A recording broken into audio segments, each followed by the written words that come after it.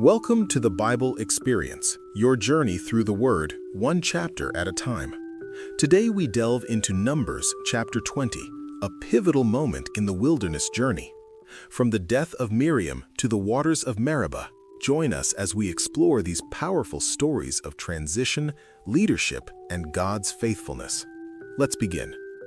And the people of Israel, the whole congregation, came into the wilderness of Zin in the first month, and the people stayed in Kadesh, and Miriam died there and was buried there.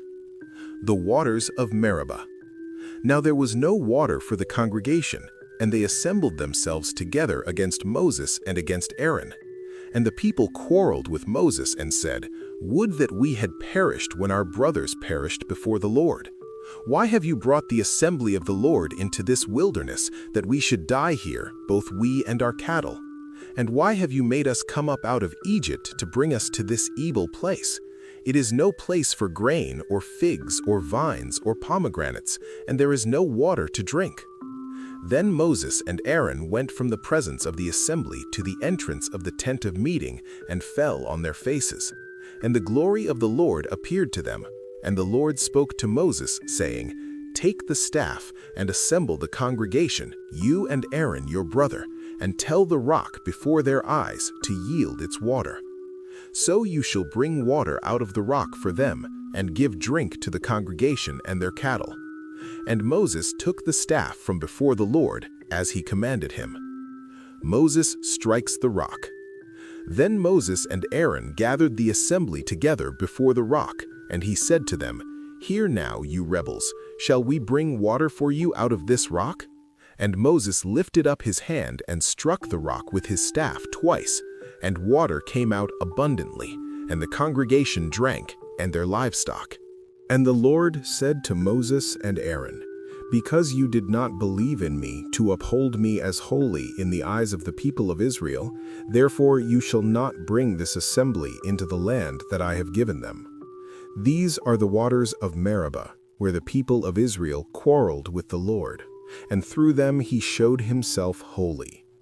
Edom refuses passage. Moses sent messengers from Kadesh to the king of Edom. "Thus says your brother Israel, you know all the hardship that we have met, how our fathers went down to Egypt, and we lived in Egypt a long time. And the Egyptians dealt harshly with us and our fathers. And when we cried to the Lord, he heard our voice, and sent an angel, and brought us out of Egypt. And here we are in Kadesh, a city on the edge of your territory. Please let us pass through your land. We will not pass through field or vineyard, or drink water from a well. We will go along the king's highway. We will not turn aside to the right hand or to the left, until we have passed through your territory." But Edom said to him, "You shall not pass through, lest I come out with the sword against you." And the people of Israel said to him, "We will go up by the highway, and if we drink of your water, I and my livestock, then I will pay for it. Let me only pass through on foot, nothing more." But he said, "You shall not pass through." And Edom came out against them with a large army and with a strong force. Thus Edom refused to give Israel passage through his territory, so Israel turned away from him. The death of Aaron. And they journeyed from Kadesh, and the people of Israel, the whole congregation, came to Mount Hor. And the Lord said to Moses and Aaron at Mount Hor, on the border of the land of Edom, "Let Aaron be gathered to his people, for he shall not enter the land that I have given to the people of Israel, because you rebelled against my command at the waters of Meribah." Take Aaron and Eleazar his son, and bring them up to Mount Hor. And strip Aaron of his garments, and put them on Eleazar his son. And Aaron shall be gathered to his people, and shall die there. Moses did as the Lord commanded, and they went up Mount Hor in the sight of all the congregation. And Moses stripped Aaron of his garments, and put them on Eleazar his son. And Aaron died there on the top of the mountain.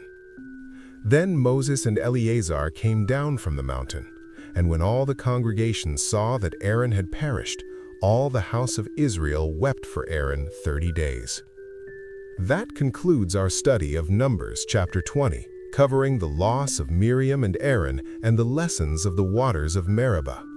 We hope today's reading offered you meaningful insight into this chapter of the Israelite journey.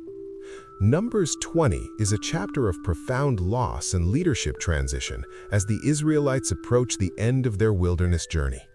It records the death of Miriam and the tragic failure of Moses at the waters of Meribah. By striking the rock in anger rather than speaking to it as commanded, Moses forfeited his right to enter the Promised Land.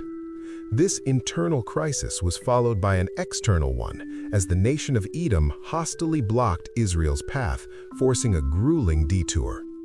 The chapter concludes with the death of Aaron, the first high priest, whose sacred garments were transferred to his son Eleazar before he passed away on Mount Hor. These events collectively signaled that the era of the original Exodus leaders was closing, making way for a new generation to cross into Canaan. Thank you for joining us. May God bless you indeed, and we look forward to having you with us next time as we continue our journey through the Bible, one chapter at a time.